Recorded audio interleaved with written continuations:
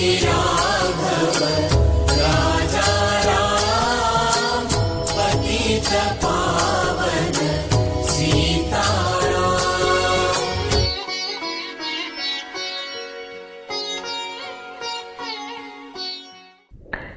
ശാന്തി.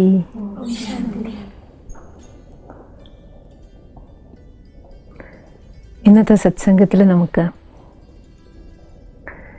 അഹല്യയുടെ ശാപമോക്ഷത്തെക്കുറിച്ച് ചർച്ച ചെയ്യാം. അഹല്യ എന്നുള്ള വാക്ക് നമ്മൾ പലപ്പോഴും കേൾക്കാറുണ്ട് അല്ലേ? അഹല്യ എന്ന് പറയുമ്പോൾ മനസ്സിലെന്താ ഓടി വരുന്നത്? ഏതാ ചിത്രം വരുന്നത്? അഹല്യയും ശാപമോക്ഷവും. അഹല്യ കല്ലായിപ്പോയ കഥയല്ലേ? അഹല്യ എങ്ങനെ കല്ലായിപ്പോയത്? ആ ശാപം കിട്ടിയിട്ട്. അതിൻ്റെ കഥ ഇങ്ങനെയാണ്. അതായത് ബ്രഹ്മാവ് ഒരിക്കലേ പൂർണ്ണതയുള്ള ഒരു ഡിഫക്റ്റും ഇല്ലാത്ത പെർഫെക്റ്റ് ആയിട്ടുള്ളൊരു പെൺകുട്ടിയെ തയ്യാറാക്കി. പക്ഷേ ഈ പെൺകുട്ടിയെ കണ്ടത് മുതൽ ഇന്ദ്രന് ഒരാകർഷണമാണ്, ഇളക്കാണ്. അപ്പം ഇന്ദ്രൻ്റെ കണ്ണിൽ നിന്ന് ഈ കുട്ടിയെ രക്ഷിക്കാൻ വേണ്ടിയിട്ട് ബ്രഹ്മാവ് ഈ കുട്ടിയെ വളർത്താൻ വേണ്ടിയിട്ട് ഗൗതമ മഹർഷിക്ക് കൊടുക്കുകയാണ്. ഗൗതമ മഹർഷി വളർത്തി പരിപാലിച്ച് കുട്ടി പ്രായപൂർത്തിയായ സമയത്ത് ബ്രഹ്മാവിൻ്റെ അടുത്ത് തിരിച്ചേൽപ്പിക്കുകയാണ്. ആ സമയത്ത് ബ്രഹ്മാവിന് വളരെ സന്തോഷമായി. എന്താ കാരണം? ഈ മഹർഷിയുടെ സത്യതയിൽ ആ കുട്ടിയെ വളരെ നല്ല രീതിയിൽ പരിപാലിച്ചു. യാതൊരു കളങ്കവും ഇല്ലാതെ വളരെ ആത്മാർത്ഥമായിട്ട് താൻ ഏൽപ്പിച്ച കാര്യം ചെയ്തു. അതിൽ സന്തോഷിച്ചിട്ട് ബ്രഹ്മാവ് എന്ത് ചെയ്തു? ഈ കുട്ടിയെ ഗൗതമ മഹർഷിക്ക് തന്നെ പത്നിയായിട്ട് കൊടുത്തു. അതിനുശേഷവും ഗൗതമ മഹർഷിയുടെ കൂടെ ഈ അഹല്യ ആശ്രമത്തിൽ വസിക്കുമ്പോഴും അപ്പോഴും ഇന്ദ്രൻ്റെ കണ്ണ് പോയിട്ടില്ല. സാധാരണ പറയില്ലേ, കുറുക്കൻ്റെ കണ്ണ് എപ്പോഴും കോഴിക്കോട്ടിൽ തന്നെ ആയിരിക്കും. അതേപോലെ ഇന്ദ്രൻ അപ്പോഴും ഈ പെൺകുട്ടിയുടെ മേലെ ഒരു നോട്ടം വെച്ചിട്ടുണ്ട്. അങ്ങനെ ഒരു ദിവസം മഹർഷി പുറത്ത് പോയ സമയത്ത്, കുളിക്കാൻ പോയ സമയത്ത് മഹർഷിയുടെ രൂപത്തിൽ ഇന്ദ്രൻ ആശ്രമത്തിൻ്റെ ഉള്ളിൽ വരും. അപ്പം അഹല്യക്ക് തിരിച്ചറിയാനായില്ല. എന്നിട്ട് അഹല്യ അശുദ്ധയാക്കും. അശുദ്ധയാക്കിയിട്ട് ഇന്ദ്രൻ തിരിച്ചിറങ്ങി പോകുമ്പോൾ തൻ്റെ തന്നെ രൂപത്തിൽ ഉള്ളിൽ നിന്ന് ഒരാൾ തിരിച്ചിറങ്ങുന്നത് കണ്ടപ്പോൾ മഹർഷി മടങ്ങി വരുന്ന സമയമാണ്. അപ്പോഴാണ് ഇദ്ദേഹം ഇറങ്ങിപ്പോണത്. അപ്പം മഹർഷിക്ക് മനസ്സിലായി ഇത് ഇന്ദ്രൻ്റെ ചതിയാണ്. കണ്ടതും മഹർഷി ഇന്ദ്രനെ ആദ്യം ശപിക്കും.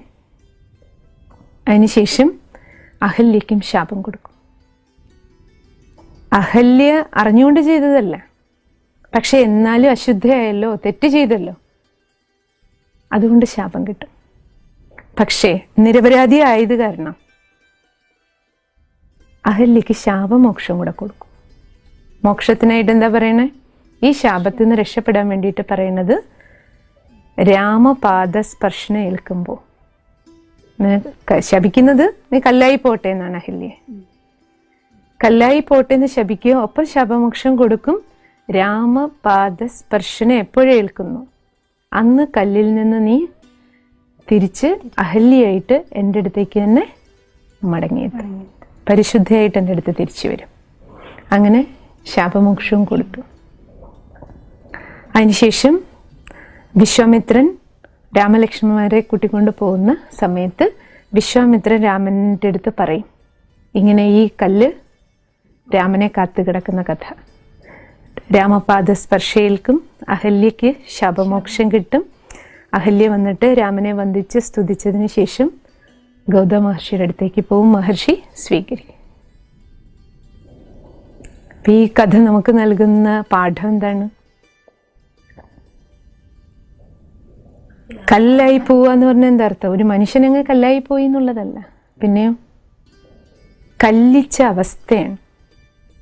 നമ്മൾ പറയില്ലേ, അവരുടെ മനസ്സൊക്കെ കല്ലിച്ചു പോയി എന്ന് പറഞ്ഞാൽ എന്താ അർത്ഥം? മരവിച്ചു പോയി. നല്ലതും കെട്ടതും പോലും തിരിച്ചറിയാൻ പറ്റാത്ത രീതിയിൽ കെട്ടത് ചെയ്ത് ചെയ്ത് ചെയ്ത് ബുദ്ധി അങ്ങനെ കെട്ടുപോയി, കല്ലുബുദ്ധിയായിപ്പോയി. ആ മരവിച്ച ജീവിതമാണ്, മരവിച്ച മനസ്സാണ്, മുരടിച്ച മനസ്സാണ്. ആ മനസ്സിനുടമയായിട്ട് മാറിപ്പോകുന്ന മനുഷ്യൻ്റെ ചിത്രീകരണമാണ് നമുക്കിതിലൂടെ കാണാൻ കഴിയുന്നത്. അപ്പം അതിൽ കഥയിലൂടെ നമ്മൾ യാത്ര ചെയ്യുമ്പോൾ നമുക്കെല്ലാം വളരെ ക്ലിയർ ആണ്. ഗൗതമൻ, ഗൗ അന്ധകൻ, തമൻ തമസിനെ, ഇരുട്ടിനെ ഇല്ലാണ്ടാക്കുന്ന ആളാണ് ഗൗതമൻ. ഇരുട്ടില്ലാതെ വെളിച്ചം മാത്രമായിട്ട് വന്നത് നമ്മൾ ആത്മാവാണ്. വെളിച്ചത്തോടു കൂടി വന്നതാണ് നമ്മൾ. വെളിച്ചമാണ് നമ്മൾ. ശാന്തിയുടെ, സുഖത്തിൻ്റെ, സന്തോഷത്തിൻ്റെ, അറിവിൻ്റെ, എല്ലാ നന്മകളുടെയും വെളിച്ചമാണ് നമ്മൾ ആത്മാവ്. ആ ആത്മാവാണ് ഈ ശരീരമാകുന്ന ഈ വസ്ത്രത്തിൻ്റെ ഉള്ളിലിരുന്ന് ഇവിടെ ഈ ജീവിതയാത്ര ചെയ്തുകൊണ്ടിരിക്കണം. വെളിച്ചം ഉണ്ടായിരുന്നപ്പോൾ നമ്മുടെ കൂടെ തന്നെ ഉണ്ടായിരുന്നു അഹല്യ, പരിശുദ്ധി.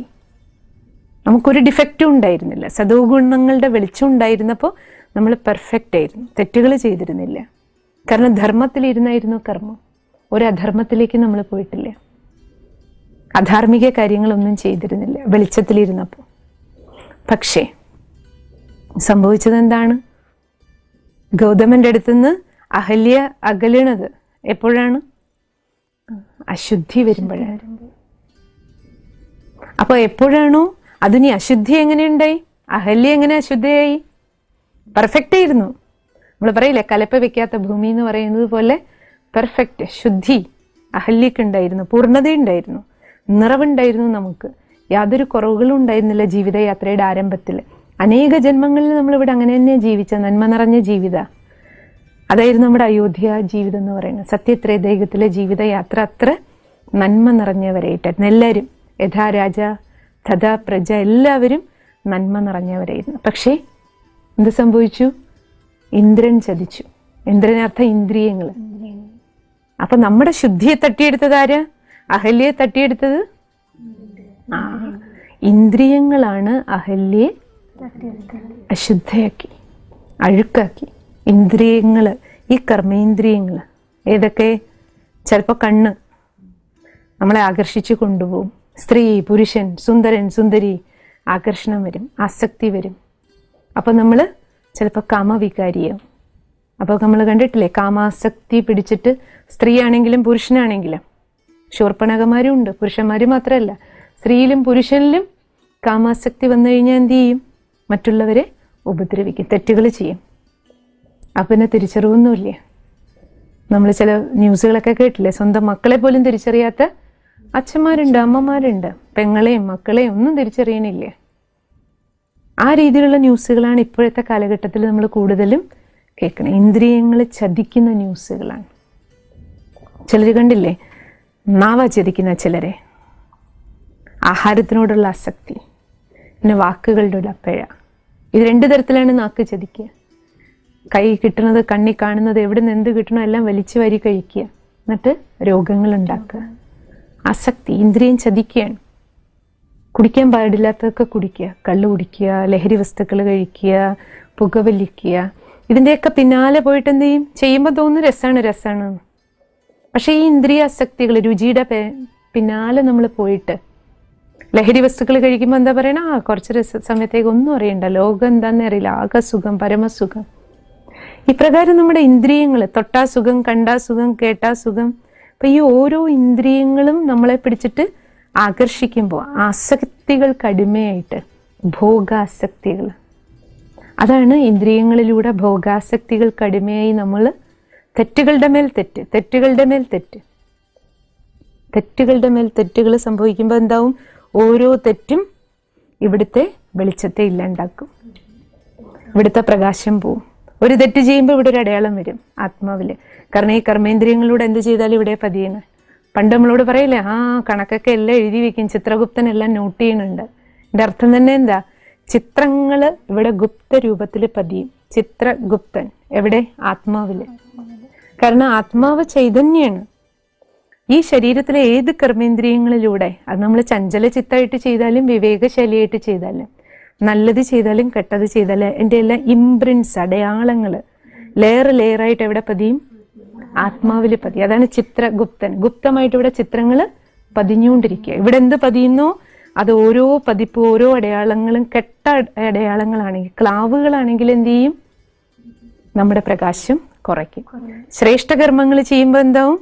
നല്ല കർമ്മങ്ങൾ ചെയ്യുമ്പോൾ പ്രകാശം കൂടും. കാരണം സന്തോഷം കൂടുമ്പോൾ, ശുദ്ധി കൂടുമ്പോൾ, സമാധാനം കൂടുമ്പോൾ പ്രകാശം കൂടും. അസൂയ, വെറുപ്പ്, കാമം, ക്രോധം, പക, വിദ്വേഷം, ഈ നെഗറ്റീവ് ഫീലിങ്സുകൾക്ക് അടിമപ്പെട്ട് നമ്മൾ തെറ്റുകൾ ചെയ്യുമ്പോൾ എന്താവും?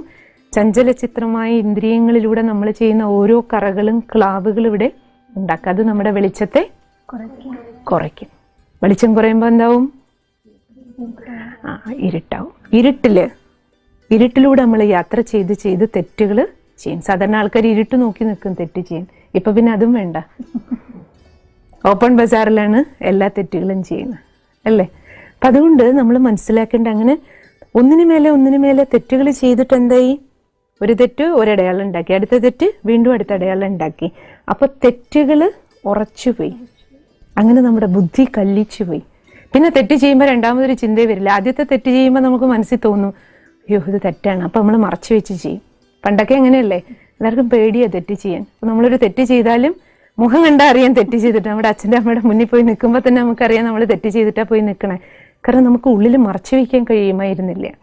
എന്താണോ ഉള്ളിലുള്ളത് ഉടനെ പുറത്തു വരുമായിരുന്നു. പക്ഷെ ഇപ്പോഴാണെങ്കിലോ എന്തും ചെയ്തിട്ട് നമുക്ക് ഒരു പ്ലാസ്റ്റിക് പുഞ്ചിരിയൊക്കെ ചിരിക്കാൻ ആർക്കും ഒരു ബുദ്ധിമുട്ടും ഇല്ല. ഒന്നുമില്ലാത്ത പോലെ നമ്മൾ നിന്നുകളയും. കാരണം എന്താ? കല്ലിച്ചുപോയി, ഇവിടെ ഉറച്ചുപോയി. തെറ്റുകളുടെ മേൽ തെറ്റുകൾ ചെയ്തിട്ട് ഇപ്പം നമ്മളിൽ നിന്ന് തെറ്റ് വരുമ്പോൾ നമുക്ക് രണ്ടാമത് ബുദ്ധി ഒരു ചിന്ത പോലും നമുക്ക് തരില്ല, ഇത് ചെയ്യാൻ പോണത് തെറ്റാണ്. കാരണം അത് നമ്മുടെ ശീലമായി, കല്ലിച്ച മനസ്സുകളായിപ്പോയി. അതാ സംഭവിച്ചത് നമുക്ക്. അപ്പം ഇങ്ങനെ കല്ലിച്ച മനസ്സുകളായി മാറിയപ്പോൾ അതിൻ്റെ ലക്ഷണങ്ങൾ എന്തൊക്കെയാ? കല്ലിച്ച മനസ്സ് നമ്മുടെ ഉള്ളിൽ കല്ലിച്ചു കഴിഞ്ഞാൽ പിന്നെ നമ്മളോട് ആരെങ്കിലും ചൂണ്ടിക്കാണിക്കുക, അത് അച്ഛനാകട്ടെ, അമ്മയാകട്ടെ, മുതിർന്നവരാകട്ടെ, കൂടെയുള്ളവരാകട്ടെ, ആര് നമ്മളോട് പറയാം, കുഞ്ഞ് നിനക്കിത് തെറ്റാ പറ്റിയിരിക്കണേ, അല്ലെ എൻ്റെ കുട്ടി ഇത് തെറ്റാണ്. അത് ഹസ്ബൻഡാകട്ടെ, വൈഫാകട്ടെ, ആര് നമുക്കൊരു കറക്ഷൻ തന്നാലും നമ്മൾ സ്വീകരിക്കില്ലേ? അതാണ് കല്ലിച്ച മനസ്സിൻ്റെ ആദ്യത്തെ ലക്ഷണം. കാരണം കല്ലിച്ച മനസ്സിലെ തീരുമാനം എന്താ? ഞാൻ റൈറ്റ്, ഞാൻ തന്നെയാണ് ശരി. ഞാൻ എന്ത് തീരുമാനം എടുത്താൽ ഇത് തന്നെയാണ് ശരി, എൻ്റെ കാഴ്ചപ്പാടാ ശരി, എൻ്റെ തീരുമാനമാണ് ശരി, എൻ്റെ വിചാരം ശരി. എന്നെ ശരിയാക്കാൻ വേറെ ആർക്കും വരേണ്ട ആവശ്യമില്ല. കാരണം ഞാൻ തന്നെയാണ് ശരി. പിന്നെ തിരിച്ചറിയില്ല. അഹല്യ തിരിച്ചറിഞ്ഞില്ല. അതാണ് കല്ലുബുദ്ധിയുടെ ലക്ഷണം. ഗൗതമനല്ല, ഇത് ഇന്ദ്രനാണ്, വേഷം മാറി വന്നിരിക്കുകയാണെന്ന് തിരിച്ചറിയാൻ പറ്റില്ല. അതാണ് കല്ലിച്ച ബുദ്ധിയുടെ അവസ്ഥ.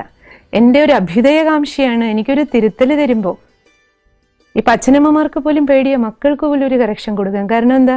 സ്വന്തം അച്ഛനും അമ്മയും ഒരു കുട്ടിയെ കറക്റ്റ് ചെയ്യുകയാണെങ്കിൽ പോലും കുട്ടികൾ എടുക്കാൻ തയ്യാറല്ല. എന്നെ വഴക്ക് പറഞ്ഞാൽ ഞാൻ വീട് വിട്ടുപോകും, ഞാൻ സൂയിസൈഡ് ചെയ്യും, ഭീഷണിപ്പെടുത്തുക ചെയ്യും. അപ്പം ഇതെൻ്റെ അച്ഛനാണ്, ഇതെൻ്റെ അമ്മയാണ്, ഇതെൻ്റെ അഭ്യുദയകാംക്ഷയാണ്, അതില്ലെങ്കിൽ ഇതെൻ്റെ ഭാര്യയാണ്, ഇതെൻ്റെ ഭർത്താവാണ്, ഇവരെനിക്കെൻ്റെ ഒരു തെറ്റ് ചൂണ്ടിക്കാണിച്ച് തരികയാണെന്ന് തിരിച്ചറിയാൻ പോലും കഴിയില്ല. കാരണം കല്ലിച്ച അവസ്ഥയിൽ. അതുമാത്രമല്ല, കല്ലിച്ചതിൻ്റെ അടുത്ത ലക്ഷണം എന്താണ്?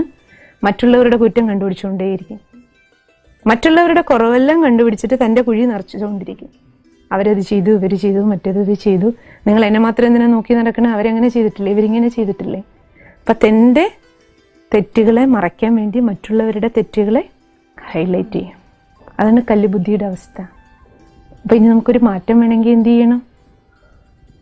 ശാപമോക്ഷം വേണമെങ്കിൽ എന്ത് ചെയ്യണം? രാമപാദസ്പർശം വരണം. ഈശ്വരൻ്റെ സാന്നിധ്യം വേണം എന്ന് പറഞ്ഞാൽ എന്താ അർത്ഥം? ആത്മീയമായ ജ്ഞാനം, അറിവ്, തിരിച്ചറിവിൻ്റെ വെളിച്ചം വേണം. വെളിച്ചം തരാൻ ആരെങ്കിലും വരുമ്പോൾ നമുക്കത് സ്വീകരിക്കാനുള്ള മനസ്സ് വേണം. ദൈവം തനിയെ വരില്ല. നമുക്കറിയാം ഭഗവാൻ നിരാകാരനാണ്, പരമജ്യോതി സ്വരൂപനാണ്. ഭഗവാന് നമ്മളെപ്പോലുള്ള ശരീരമില്ലല്ലോ. അപ്പം ഏതെങ്കിലും ശരീരധാരികളിലൂടെ ആയിരിക്കും ഈശ്വരൻ നമുക്ക് സൂചന തരുന്നത്. അത് ചിലപ്പോൾ അച്ഛൻ്റെ രൂപത്തിലായിരിക്കും, ചിലപ്പോൾ അമ്മയുടെ രൂപത്തിലായിരിക്കും, ചിലപ്പം നമ്മുടെ ഏതെങ്കിലും ഗുരുക്കന്മാരുടെ രൂപത്തിലായിരിക്കും, ചിലപ്പോൾ നമ്മുടെ ഓഫീസിലോ അല്ലെങ്കിൽ നമ്മുടെ കൂടെയുള്ള ഏതെങ്കിലും ഒരാളുടെ രൂപത്തിലായിരിക്കും ചിലപ്പോൾ നമുക്കൊരു തിരുത്തല്, കറക്ഷൻ തരുന്നത്. അതുകൊണ്ടാണ് വിശ്വാമിത്രനെയാണ് കൂട്ടിയിട്ട് പോകണം അഹല്യയുടെ അടുത്തേക്ക്. അപ്പം രാമനെ കൂട്ടിയിട്ട് പോകാൻ ആര് വേണം? ഒരു വിശ്വാമിത്രൻ വരും. ആരെങ്കിലും നിമിത്തമാകും നമുക്ക് രാമപാദസ്പർശം ഏൽപ്പിക്കാൻ. നമുക്ക് തെറ്റുകൾ തിരുത്തി തരാൻ, നമുക്ക് വെളിച്ചം തരാൻ ഈശ്വരൻ ആരെയെങ്കിലും നിയോഗിക്കും, നിമിത്താക്കും. അത് ചിലപ്പോൾ ഒരു നല്ല പുസ്തകമായിരിക്കും, ചിലപ്പോൾ ഒരു നല്ല ആളായിരിക്കും, ഒരു സജ്ജനായിരിക്കും, ഒരു ഗുരുവായിരിക്കാം, ഏതെങ്കിലും നല്ല വാക്ക്. ചിലപ്പോൾ നമ്മളെക്കാളും പ്രായം കുറഞ്ഞ, ചിലപ്പോൾ ഇത്രയും ചെറിയ മോളായിരിക്കും നമുക്ക് നമ്മുടെ ഒരു തെറ്റ് ചൂണ്ടിക്കാണിച്ചു തരുന്നത്. അത് നമുക്ക് പ്രായം കുറഞ്ഞവരാകട്ടെ കൂടിയവരാകട്ടെ ആര് നമുക്ക് വിരൽ ചൂണ്ടി തരുമ്പോഴും അതിനെ സ്വീകരിക്കാനുള്ള ഒരു മനസ്സ് നമുക്ക് ഓരോരുത്തർക്കും വേണം. അതാണ് ആദ്യം വേണ്ടത്. അപ്പോഴേ നമുക്ക് തിരുത്തൽ കൊണ്ടുവരാൻ കഴിയുകയുള്ളൂ. അപ്പോൾ ഈ കല്ല് ബുദ്ധിയിൽ നിന്ന് നമുക്ക് നമ്മുടെ ബുദ്ധി പവിഴ സമാനമായിട്ട് മാറണം. നമുക്ക് തെറ്റും ശരിയും കണ്ടാൽ തിരിച്ചറിയാൻ കഴിയണം. ചതിയന്മാരെ കണ്ട തിരിച്ചറിയാൻ കഴിയണം. ചതിക്കുഴികൾ കണ്ട തിരിച്ചറിയാൻ. നമ്മളും ചതിക്കപ്പെടരുത്, നമ്മൾ മറ്റാരെയും ചതിക്കാനും പാടില്ല. അതിന് നമ്മുടെ മനസ്സ് ബുദ്ധി ക്ലിയർ ആയിരിക്കണം, ക്ലീൻ ആൻഡ് ക്ലിയർ ആയിരിക്കണം. അപ്പോഴേ തിരിച്ചറിയാനുള്ള ശക്തി നമുക്ക് ഉണ്ടാകില്ല. അതിനാണ് ജ്ഞാനത്തിൻ്റെ ആവശ്യം, സത്സംഗത്തിൻ്റെ ആവശ്യം. അതാണ് കാരണം സത്സംഗത്തിലിരിക്കും തോറും നമ്മുടെ ഉള്ളിലെ ആ കല്ലിച്ച അവസ്ഥ മാറി മാറി. കാരണം ഭഗവാന്റെ ജ്ഞാനം നമ്മുടെ ഉള്ളിലേക്ക് ഒഴുകുമ്പോൾ എന്താകും, ഉള്ളിലെ പതിതാത്മാവ് പാവനായിട്ട് മാറിക്കൊണ്ടിരിക്കും. അഴുക്ക് കുറയാൻ തുടങ്ങും, മനോമാലിന്യങ്ങൾ കുറയാൻ തുടങ്ങും. പക്ഷേ ഇന്ന് പൊതുവെ ആൾക്കാരെന്താ പറയണ, ഓ ആധ്യാത്മികതയോ അതൊക്കെ വയസ്സായവർക്കുള്ളതല്ലേ, നമ്മളെ ചെറുപ്പക്കാരല്ലേ, ഞങ്ങളൊക്കെ അടിച്ചു പൊളിച്ച് ജീവിക്കട്ടെ. അടിച്ച് പൊളിച്ച് പൊളിഞ്ഞു പോവും. അത് പക്ഷെ നമുക്ക് ഓർമ്മയില്ല എന്ന് മാത്രം. ആ ഒരു തിരിച്ചറിവാണ് നമുക്ക് ആവശ്യം. ഞങ്ങൾക്ക് സുഖിക്കണം. പക്ഷെ സുഖിക്കാൻ വേണ്ടി കണ്ടുപിടിക്കുന്ന വഴികളാണ് നമ്മൾ ഓരോരുത്തരും തിരിച്ചറിയേണ്ടത്. എനിക്ക് ലഹരി വസ്തുവില സുഖം കിട്ടണേ, അല്ലെങ്കിൽ കഴിക്കാൻ പാടില്ലാത്ത ആഹാര സാധനങ്ങൾ കഴിക്കുക, ഇതിലാണ് എനിക്ക് സുഖം. നമ്മൾ ആലോചിക്കണം, ഇതെൻ്റെ മനസ്സിന് ശരീരത്തിന് യോഗ്യമായ ഭക്ഷണമാണോ? ഞാൻ ഈ കുടിക്കുന്നത് കഴിക്കുന്നത് ഇതുകൊണ്ട് എനിക്കെന്ത് ഗുണം, എനിക്കെന്ത് ദോഷം? അറ്റ്ലീസ്റ്റ് അത്രയെങ്കിലും തിരിച്ചറിയാനൊരു ശക്തി നമുക്ക് എല്ലാവർക്കും വേണം. അപ്പോഴേ നമുക്ക് തിരുത്തൽ കൊണ്ടുവരാൻ കഴിയുള്ളൂ. അത് മാത്രമല്ല, കല്ലിച്ച അവസ്ഥയിൽ നിന്ന് മാറ്റം വേണമെങ്കിൽ അടുത്തത് എന്ത് വേണം? നമ്മളെ നോക്കാൻ തുടങ്ങണം. മറ്റുള്ളവരുടെ കുറവുകൾ നോക്കി നടക്കുന്നിടത്തോളം കാലം നമുക്ക് മാറ്റം ഉണ്ടാവില്ല. ഇനി നമ്മൾ തിരിച്ചറിഞ്ഞാൽ മാത്രം പോരാ, തെറ്റ് സംഭവിച്ചുകൊണ്ടിരിക്കുന്നുണ്ട് അറിയണം. മനസാക്ഷി നമ്മളോട് വിളിച്ച് പറയും. അപ്പോഴാണ് നമ്മൾ തെറ്റ് മറച്ചു വെച്ച് കാര്യം ചെയ്യുന്നു. മറച്ചു വെക്കുക എന്ന് പറഞ്ഞാൽ തന്നെ നമ്മൾ എന്ത് മനസ്സിലാക്കിക്കൊള്ളണം, ഇത് തെറ്റാണ്. മറച്ചു വെച്ച് ഭഗവാൻ പറയണത്, കുട്ടി ഒരു ദിവസം നീ മറഞ്ഞു പോവും, ചിത്രം മറഞ്ഞു പോകും നിന്റെ. എൻ്റെ അർത്ഥം എന്താ? ഇരുട്ട് നിന്നെ മൂടിക്കളയും. തെറ്റുകൾ കൂടി തെറ്റുകൾ അഭിവൃദ്ധിപ്പെടും. അത് നമ്മളെ ജീവിതത്തിൻ്റെ ഈ നാടകശാലയിലെ നമ്മുടെ നമ്മളെ വെളിച്ചത്തിൽ നിന്ന് അപ്രത്യക്ഷാക്കി കളയും. നമ്മുടെ നന്മകളെ, കഴിവുകളെ. കാരണം ഈ ശരീരം, ഈ മനസ്സ്, നമ്മുടെ ബുദ്ധി, നമ്മുടെ കഴിവ്, ഇതൊക്കെ നിറയെ നല്ല കാര്യങ്ങൾ ചെയ്യാനുള്ളതാണ്. പക്ഷെ തെറ്റുകൾ ചെയ്ത് കൂടുമ്പോഴേ എന്താ സംഭവിക്കുക?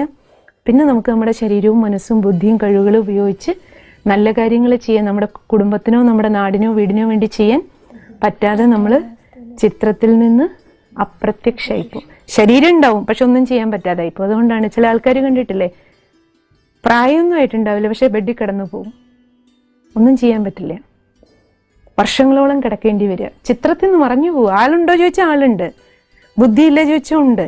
ബുദ്ധിയുണ്ട്, ശരീരമുണ്ട്, പക്ഷെ ഒന്നും ചെയ്യാൻ കഴിയുന്നില്ല. ചിത്രത്തിൽ നിന്ന് മറഞ്ഞു പോവുക. കാരണം എന്താ? നമുക്ക് തന്ന ശരീരമോ മനസ്സോ ധനോ കഴിവുകളോ എന്തോ കൊണ്ട് ഇന്നല്ലെങ്കിൽ ഇന്നലകളിൽ നമ്മൾ എന്ത് ചെയ്തിട്ടുണ്ട്? വികർമ്മങ്ങൾ നിറയെ ചെയ്തിട്ടുണ്ട്. അതിന് ശിക്ഷയുണ്ട്. അതുകൊണ്ടാണ് അഹല്യയ്ക്കും ശാപം കൊടുക്കാൻ അതാ കാരണം. എന്താ ഭഗവാൻ ഗൗതമൻ എന്താ പറഞ്ഞ, ഋഷി എന്താ പറഞ്ഞ? അറിയാതാണ് തെറ്റ് ചെയ്തത്, പക്ഷെ എന്നാലും തെറ്റാണ് ചെയ്തത്. അപ്പൊ അറിയാതെ തെറ്റ് ചെയ്താലും തെറ്റിന് തീർച്ചയായിട്ടും ശിക്ഷയുണ്ടാവും. നമ്മൾ റോഡിൽ കൂടെ വണ്ടി ഓടിക്കുമ്പോൾ എനിക്ക് റോഡിൽ വണ്ടി ഓടിക്കാനുള്ള നിയമങ്ങൾ അറിയില്ലായിരുന്നു എന്ന് പറഞ്ഞതുകൊണ്ട് നമ്മൾ നിയമം തെറ്റിക്കുന്നത് ശിക്ഷകളിൽ നിന്ന് രക്ഷപ്പെടാനുള്ള യാതൊരു ഉപായവും അല്ല. അതുപോലെ ഈ ഡ്രൈവർ ഈ വണ്ടി ഓടിച്ച് പോകുമ്പോൾ നമുക്ക് എന്തോർമ്മ വേണം? ജീവിതയാത്രയിൽ നമുക്ക് പാലിക്കേണ്ട ചില നിയമങ്ങളും മര്യാദകളും ഉണ്ട്. അതറിയില്ല എന്ന് പറഞ്ഞിട്ടോ നമുക്ക് ശിക്ഷകളിൽ നിന്ന് രക്ഷപ്പെടാൻ ഒരിക്കലും പറ്റില്ല. ശിക്ഷകൾ അനുഭവിക്കേണ്ടി വരുമ്പോൾ ആർക്ക് തന്നെ ഉണ്ടാവുള്ളൂ? നമ്മൾ തന്നെ ഉണ്ടാവുള്ളൂ. വേദനിക്കേണ്ടി വരുമ്പോൾ, ദുഃഖിക്കേണ്ടി വരുമ്പോൾ, ചിലർ കണ്ടിട്ടില്ലേ, മഹാരോഗങ്ങൾ പിടിവിട്ട് കള്ളു കുടിക്കുകയും സിഗരറ്റ് വലിക്കുകയും വേണ്ടാത്തൊക്കെ കാണിക്കുമ്പോൾ ഒക്കെ കാണിച്ചിട്ട് നടക്കും. അപ്പോൾ എല്ലാവരും ഉണ്ടാവും കൂടെ. പക്ഷേ ക്യാൻസറോ അതേപോലുള്ള മഹാരോഗങ്ങൾ പിടിച്ച് കിടക്കുമ്പോൾ ആരെങ്കിലും കൂടെ ഉണ്ടാവൂ? സ്വയമേ വേദന തന്നെ ഉണ്ടാവുള്ളൂ. സ്വന്തം കുടുംബാംഗങ്ങൾ മാത്രമേ ഉണ്ടാവുള്ളൂ. അവർ കൂടെ ഉണ്ടെങ്കിലും വേദന ആർക്ക് തന്നെ കഴിക്കണം? അവനവന് തന്നെ അനുഭവിക്കേണ്ടി വരും. അവർക്ക് ദുഃഖിക്കാനേ പറ്റൂ. അവർക്ക് ദുഃഖിക്കാനേ പറ്റൂ. പക്ഷെ വേദനിക്കേണ്ടി വരുന്നത് നമുക്ക് തന്നെയാണ്. അതുകൊണ്ട് അഹല്യയുടെ ഈ ശാപമോക്ഷത്തിലൂടെ നമുക്ക് ഓരോരുത്തർക്ക് എന്ത് മനസ്സിലാക്കണം? കല്ലിച്ച ബുദ്ധിയിൽ നിന്ന്, കാരണം നിറയെ കല്ലുകളാണ് കാത്തു കിടക്കുക രാമപാദ സ്പർശത്തിന് വേണ്ടി നമ്മുടെ നാട്ടിൽ. ഈ കലിയുഗ ലോകം ഒരു കല്ല്, ശരിക്കും പറഞ്ഞാൽ കാടായിട്ട് മാറിക്കഴിഞ്ഞിട്ട് കല്ലായിപ്പോയി. കാരണം കല്ലുബുദ്ധികളാ കൂടുതൽ പേരും, തെറ്റുകൾ ചെയ്ത് ചെയ്ത് ചെയ്ത് കൂട്ടിക്കൊണ്ടിരിക്കുക. അപ്പൊ കലിയുഗ കാടെന്ന് വേണമെങ്കിൽ നമുക്ക് പറയാം, അല്ലാതെ കല്ലായിട്ട് വേറെ എവിടെയെങ്കിലും പോയി കിടക്കുകയല്ല. ഇന്നത്തെ നമ്മുടെ ജീവിതം മനുഷ്യക്കോലങ്ങളാണ്, പക്ഷെ ബുദ്ധി കല്ലിച്ചുകൊണ്ടിരിക്കുകയാണ്. അപ്പൊ നമുക്കെല്ലാവർക്കും പാദസ്പർശം വേണം. ആരുടെ പാദസ്പർശം? രാമന്റെ. പക്ഷെ രാമനെ കൂട്ടിക്കൊണ്ടുവരാൻ ആരും വേണം? വിശ്വാമിത്രൻ വേണം. വിശ്വമൈത്രിയുള്ളവര്, സ്പിരിച്വൽ സർവീസ് ചെയ്യുന്നവര്, രാമനെ നമ്മുടെ എല്ലാവരുടെ അടുത്തേക്ക് കൂട്ടിക്കൊണ്ടുവരാനുള്ളവരും നമുക്ക് ആവശ്യമുണ്ട്. ഈശ്വരീയ സേവകര്. ഇപ്പൊ വസ്ത്രം ഇല്ലാത്തവർക്ക് വസ്ത്രം കൊടുക്കുന്നുണ്ട്, ആഹാരം ഇല്ലാത്തവർക്ക് ആഹാരം കൊടുത്ത് സഹായിക്കുന്നവരുണ്ട്, ചാരിറ്റി സർവീസ് സമൂഹത്തിന് വേണ്ടി ചെയ്യുന്നവരുണ്ട്. അതേപോലെ ആഹാരവും വസ്ത്രവും പാർപ്പിടവും എല്ലാം ഉള്ളവർക്കും ഇപ്പൊ ദരിദ്രം എന്താണ്? നന്മകളില്ലാത്തതാണ്. കല്ലിച്ച അവസ്ഥയിൽ നിറയെ പേര് കിടക്കുന്നുണ്ട്. അപ്പൊ ഈ കല്ലിച്ച മനസ്സുകളെയൊക്കെ ഒന്ന് രാമനുമായിട്ട് കൂട്ടിച്ചേർക്കാൻ നമുക്ക് ആരെ വേണം? വിശ്വാമിത്രന്മാരുടെ ആവശ്യമുണ്ട്. സ്പിരിച്വൽ സർവീസ് ചെയ്യാൻ ഈശ്വരീയ സന്ദേശവാഹകരെ ആവശ്യമുണ്ട്. അപ്പൊ നമുക്ക് ഓരോരുത്തർക്ക് എന്ത് ചെയ്യണം? ഒന്ന് കല്ല് ബുദ്ധിയിൽ നിന്ന് പവിഴ ബുദ്ധി ആകണം. സ്വയം രാമന്റെ കൂട്ടുകെട്ടിലിരിക്കണം. തെറ്റുകളിൽ നിന്ന് മുക്തരായിരിക്കണം. എപ്പോഴും ഓർമ്മ വേണം, എന്നിൽ നിന്ന് പോകുന്ന തെറ്റ് എൻ്റെ അടുത്തേക്ക് തന്നെ തിരിച്ചു വരും. ശിക്ഷകളുടെ രൂപത്തിൽ എനിക്ക് തന്നെ അത് സെറ്റിൽ ചെയ്യേണ്ടി വരും. രണ്ടാമത്തത്, ഒന്ന് എനിക്ക് തെറ്റില്ലാത്ത ആളായിട്ട് മാറണം. രണ്ടാമത്തെ, തെറ്റുകളിൽ നിന്ന് എല്ലാവരെയും രക്ഷപ്പെടുത്താൻ. അതിനുവേണ്ടി രാമന്റെ പാദസ്പർശം ഏൽപ്പിക്കുന്നവരായിട്ട്, രാമദൂതന്മാരായിട്ട് നമുക്ക് ഓരോരുത്തർക്കും മാറണം. ആ സങ്കല്പം നമുക്ക് ഇന്ന് ഈ രാമായണ ദിനത്തിൽ എടുക്കാം. ഓം ശാന്തി. കുറച്ച് സമയം നമുക്ക് ധ്യാനത്തിലിരുന്ന് നമ്മളിന്ന് കേട്ട കാര്യങ്ങൾ നമ്മുടെ ഉള്ളിൽ തന്നെ നമ്മൾ റിയലൈസ് ചെയ്യണം. നമ്മളൊന്ന് നോക്കാം, എൻ്റെ ഉള്ളിൽ എന്തെങ്കിലും ഒരു കല്ലിപ്പ് ഉണ്ടോ?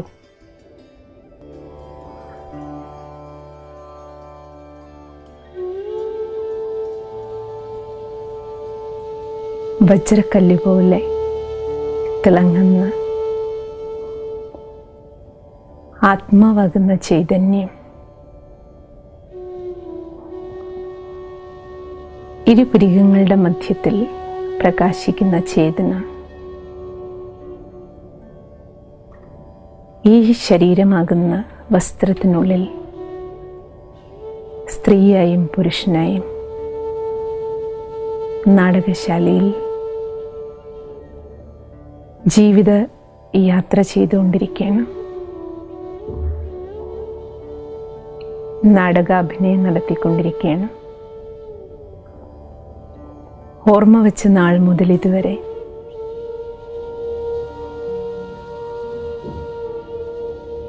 ശരീരത്തിലെ കർമ്മേന്ദ്രിയങ്ങളിലൂടെ ഏതെങ്കിലും കർമ്മേന്ദ്രിയങ്ങളുടെ ചതിയിൽപ്പെട്ട്, ഭോഗാസക്തികളിൽപ്പെട്ട്, കാമത്തിൻ്റെ, ക്രോധത്തിൻ്റെ, ലോഭത്തിൻ്റെയോ മോഹത്തിൻ്റെയോ അഹങ്കാരത്തിൻ്റെയോ അസൂയയുടെയോ വിദ്വേഷത്തിൻ്റെയോ ഏതെങ്കിലും വികാരങ്ങൾക്കടിമയായി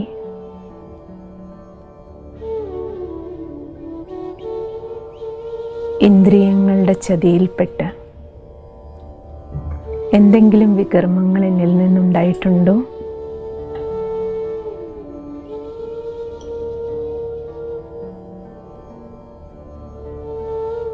സത്യസന്ധമായി അവരവരെ വിലയിരുത്തും.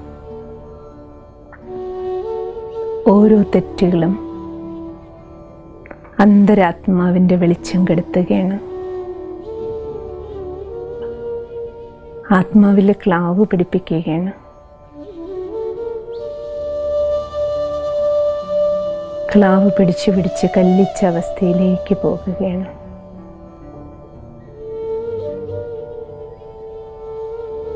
മനസ്സും ബുദ്ധിയും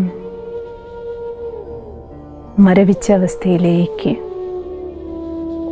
നീങ്ങാൻ അത് കാരണമാകും.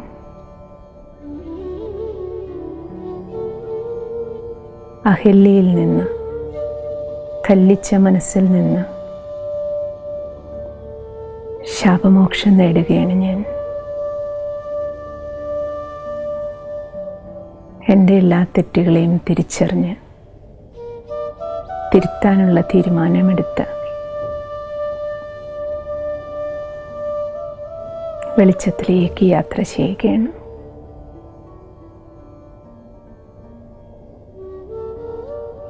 ഓം ശാന്തി.